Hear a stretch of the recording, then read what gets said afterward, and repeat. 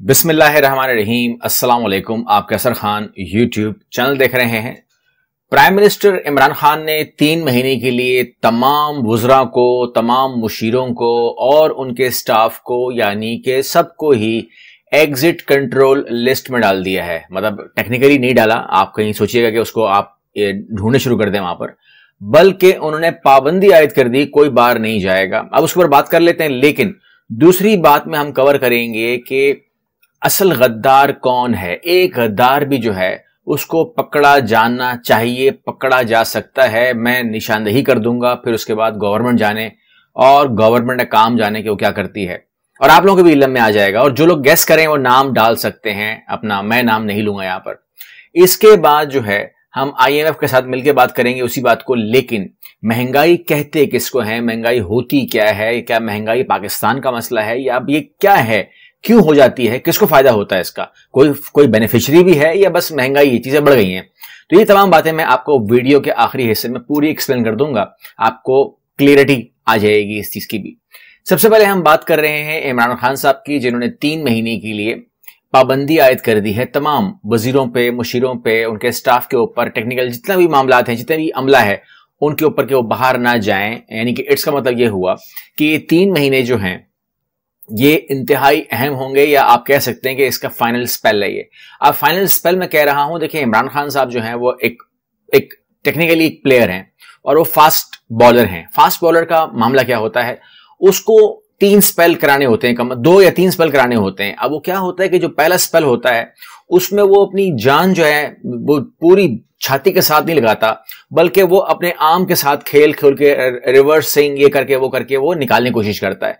यानी कि वो अपनी ताकत का इस्तेमाल करने के बजाय वो टेक्निकल रिवर्स स्विंग मार करके या यॉर्कर मार करके या बाउंसर मार करके अपना टाइम पास करता है। और उसके बाद जब उसका टाइम आता है फाइनल स्टेज का, जो आखिरी स्पेल होता है जिसमें मैच का फैसला होना होता है, तो वो आखिरी स्पेल के अंदर अपनी इन तमाम चीजों के अलावा जान भी लगाता है।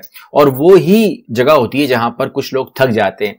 यहां पर सूरत हाल ये है कि जब मैं देख रहा हूं तो वो स्पेल आ रहा है दिसंबर, जनवरी और फरवरी में, जहां पर बहुत जरूरत है कि उनकी जो टीम है वो फील्डिंग में मौजूद हो। ये ना हो कि पता लगे यहां पे ये जान मारने पीछे फील्डर ही ना हो, तो उनको फील्डर है चाहिए पूरे, स्लिप्स खड़ी हुई हो, तमाम चीजें हों, क्योंकि अब बहुत सारे कैचेस निकलेंगे।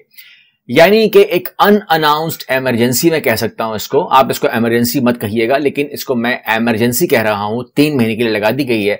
आपको बहुत कुछ आपके सामने होता हुआ नजर आएगा और बहुत कुछ खास चीजें जो मैं वक्त के साथ साथ आपके इल्म में लाता रहूंगा कि ये चीज होने जा रही है, फिर आप उसको होता हुआ देखेंगे। कुछ मालूमात और भी मेरे पास आने वाली है, मैं आपके साथ वो भी शेयर कर दूंगा। अब आपको कैसे मिलेगी, सब्सक्राइबर होंगे तो मिल जाएगी, बेल नोटिफिकेशन ऑन होगा तो आपको भी मिल जाएगी। हम बात कर रहे हैं, मैं इसके ऊपर आऊंगा दोबारा अगली वीडियोस के अंदर, लेकिन मैं बात करना चाह रहा हूं बहुत जरूरी, और बात जरूरी करना चाह रहा हूं गद्दार की। याद रखिएगा, मैं बहुत ओपनली बात करूंगा, आपको समझ में पूरा आ जाएगा, मैं कुछ छुपा नहीं रहा आपसे।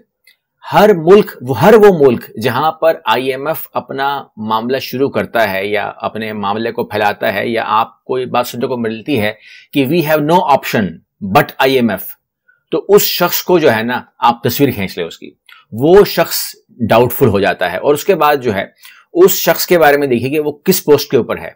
आज भी अगर मैं बोलूं तो वो वजीर नहीं है, मैं आपको पहले इन्फॉर्म कर दूं कि आप उसको शक करना शुरू करें सबके ऊपर, नहीं, वो वजीर भी नहीं है, लेकिन वो शख्स इंतहाई खास होता है। और वो करता क्या है, वो आपको IMF के साथ टेबल बैठाएगा, आपके साथ IMF की बात करवाएगा, डील करवाएगा, शराइत मनवाएगा, शराइत को साइन करेगा, और उसके बाद आपको बोलेगा करना ही पड़ेगा, हमारे पास ऑप्शन ही नहीं है। एक पूरे मुल्क के पास ऑप्शन ही नहीं है कि उसके बगैर हम कुछ कर सके। यानी कि अपने खजाने की तरफ मत देखो, अपने रिजर्व को मत छेड़ो। अब ये उस शख्स की महारत होती है कि किस तरीके से वो आपको IMF के साथ बिठाए, आपकी बात करवाए, डील करवाए, आपको अपनी मजबूरी बताए कि जी हमारे पास कोई ऑप्शन और नहीं है। इसके बाद डील हो जाती है और आप प्रोग्राम का हिस्सा बन जाते हो। लेकिन यहां पर वो क्या कर रहा है वो तो आप और गवर्नमेंट जाने, लेकिन आपको मैं इन्फॉर्म कर दूं कि जब वो बंदा यहां से फारिग हो जाता है, रिटायर हो जाता है, इस किस्म का किरदार किसी भी मुल्क में जब वो मुल्क को उसके हवाले करता है, तो वो वहां पर एक्चुअली वो पेरोल पे होता है आईएमएफ के, और आईएमएफ उसको पेंशन देती है, आईएमएफ उसको लाइफ टाइम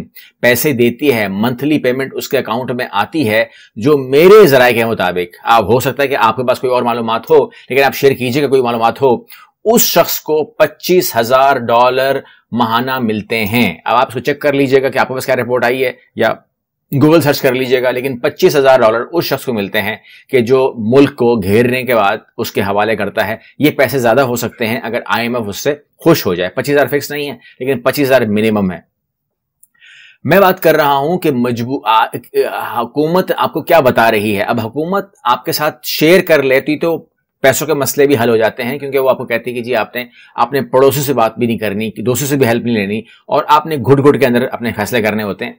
जब ये तो पैसों की बात है, जब चाइना के अंदर चीनी का बहरान आया तो चीनी नहीं थी, तो सदर के पास भी एक ऐसा ही एजेंट आया, गद्दार जासूस, जिसने कहा कि आप चीनी वहां से मंगवा लें, वहां से मंगवा लें, वहां से मंगवा लें। चीनी के पास कोई और चारा नहीं है, चीन के पास कोई और चारा नहीं है। चीन ने क्या किया कि उन्होंने पब्लिक से पूछा, उन्होंने खिताब किया, उन्होंने बोला कि जी मेरे पास 2 ऑप्शन है, चीनी छोड़ दें हम लोग चाइनीज, या फिर हम लोग जो है चीनी मंगवाएं, क्योंकि मेरे पास चीनी नहीं है। तो चाइनीज कौम ने कहा कि हम चीनी के बगैर जिंदगी गुजार सकते हैं, ये कोई कंपलसरी तो नहीं है, लेकिन हम कोई चीज नहीं मंगवाएंगे, और उन्होंने चीनी नहीं मंगवाकर बात कंप्लीट कर ली। ना आवाम परेशान कि जी चीनी नहीं है, ऐसा कोई रोना हुआ ही नहीं, क्योंकि सबको उन्होंने कॉन्फिडेंस में लिया था। तो गवर्नमेंट हमें कॉन्फिडेंस में ले ले, कोई प्रॉब्लम की बात नहीं है। क्योंकि अब आ जाता हूं मैं मेन पॉइंट के ऊपर, जो कि इन्फ्लेशन कह लें आप उसको, या महंगाई कह लें उसको। आप लोग समझ नहीं पाते, लोग कहते हैं कि जी महंगाई है। महंगाई के अंदर कुछ फैक्टर काम करते हैं। महंगाई इसको नहीं कहते कि आप बोलें कि जी मेरी जो शर्ट है वो एक दुकान के ऊपर जो है वो 500 की देता था, वो 1000 की हो गई है। अगर ये स्पेसिफिक शर्ट की बात हो रही है तो हम कहेंगे शर्ट महंगी हो गई है, मगर ये इन्फ्लेशन नहीं हो गया है। इन्फ्लेशन पूरा रीजन लेकर आता है जब आपकी पूरी मार्केट की हर चीज डिस्टर्ब होकर रह जाए, यानी कि जो आपकी जो मार्केट की चीजें हैं वो एज अ होल बढ़ जाएं। अब उसके अंदर जो आपको रीजन देते हैं वो देते हैं पेट्रोल का। कहते हैं जी ऑयल के प्राइस इतने बढ़ गए हैं कि हम क्या करें, ट्रांसपोर्ट करना चीजों को पड़ता है। अब यहां पर मैं जो समझता हूं, मेरे ख्याल है आप इसको ठीक कर सकते हैं। यहां पर पेट्रोल को जब मैंने कल कैलकुलेट किया तो तकरीबन 83 बैरल से डॉलर से वो आया था, वो तकरीबन 68 के ऊपर। जब मैंने कैलकुलेट किया तो कल अगर हमने अनाउंस किया पाकिस्तान ने कि रेट विल रिमेन सेम, ये पाकिस्तान ने कहा। अब पाकिस्तान ने ऐसा क्या कहा, क्यों कहा? क्योंकि एक ही महीने में तो गिरा है इतना पैसा। मेरे हिसाब से अगर ये चाहते तो अगर ये जितना प्रॉफिट आज ले रहे हैं उसी प्रॉफिट के अंदर ये लोग 20 रुपए कम कर सकते थे। लेकिन गवर्नमेंट ये भी तो सोच सकती है कि अगर हम 20 रुपए कम कर देंगे तो जो फॉर एग्जाम्पल जो डबल रोटी 60 रुपए से 75 की हो गई है, क्या वो 60 पे लेकर आएगा? क्या जो भी चीज महंगी हो चुकी है क्या वापस आएगी? तो ये उसको पता है कि इन लोगों ने अपनी जेबों में डालना है, तो अगेन उन लोगों की जेब में जाना है जो लोग टैक्स भी नहीं पे कर रहे। ये एक ज्यादा मसला ये है कि यहां पर 2.5 करोड़ लोगों की लिस्ट बन गई है जो टैक्स नहीं दे रहे। अब उनको नोटिस जाएंगे एफबीआर से, वो मामला भी शुरू होने वाला है। यानी कि आने वाला 2022 है वो उन लोगों के लिए बैड न्यूज है जो टैक्स नहीं देते, क्योंकि जो टैक्स देते हैं उनका साइज बहुत कम है, बहुत कम, 1 करोड़ भी नहीं है। 25 करोड़ की आबादी में, 22 करोड़ की आबादी में 1 करोड़ भी लोग टैक्स नहीं दे रहे, लेकिन 2.5 करोड़ की लिस्ट तो बन गई है। तो वो लोग जो है क्या कम करेंगे? तो गवर्नमेंट कहती है कि उन्होंने कम करना ही नहीं है तो और टैक्स देना नहीं है, तो टैक्स के पैसा कहीं से चुराना है।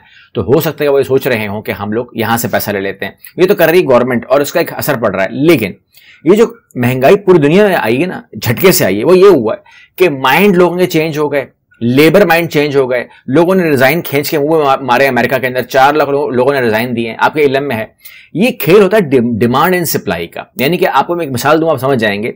जब वबा नहीं आई थी तो एक डब्बा 100 रुपए का था मास्क का, जो सर्जिकल मास्क थे, वो कोई पूछता भी नहीं था, 100 का भी कौन लेता था।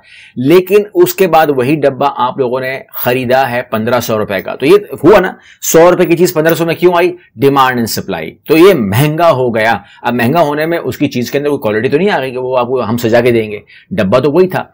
अब ये तमाम मामला जब होते हैं तो उसके अंदर जो है डिमांड एंड सप्लाई को मीट नहीं कर पाया जैसे ही मार्केट खुली है, और उसके बाद जो है वो स्टाफ उनके पास था नहीं और वो डिमांड सप्लाई नहीं कर सके। उसके बाद 2 बातें और आई, एक डिमांड एंड सप्लाई का मसला आया, और दूसरा जो सबसे बड़ा मसला आया वो आया सोशल डिस्टेंस करो, 50 लोगों को रखो, 50 को निकाल दो, यानी कि रखने को भी मना कर दिया था। 50 लोगों के साथ काम करो। फैक्ट्रीज के अंदर काम ही कम लोग कर सकते थे, तो डिमांड किस तरह पूरी करते? क्योंकि सप्लाई नहीं हुई। सप्लाई स्लो है आज तक, ये जो आप अब तक मार्केट देख रहे हैं, और डिमांड अपनी हाई पे चली गई थी। अब इसके अंदर भी बहुत सारे फैक्टर्स हैं, आप सब बात कर सकते हैं। वर्क फोर्स का क्राइसिस है, वहां पर वर्क एट होम का मामला आ गया है। बहुत सारे लोग जो हैं वर्क एट होम पे चले गए, उन्होंने कहा जी हम घर से काम कर लेंगे, उन्होंने नए काम सीख लिए हैं। बहुत सारे लोगों ने अपना काम शुरू कर दिया है, क्योंकि उनको निकाल दिया गया था, बाद में कोई पूछ नहीं रहा था, उन्होंने छोटे मोटे अपने काम शुरू कर दिए हैं।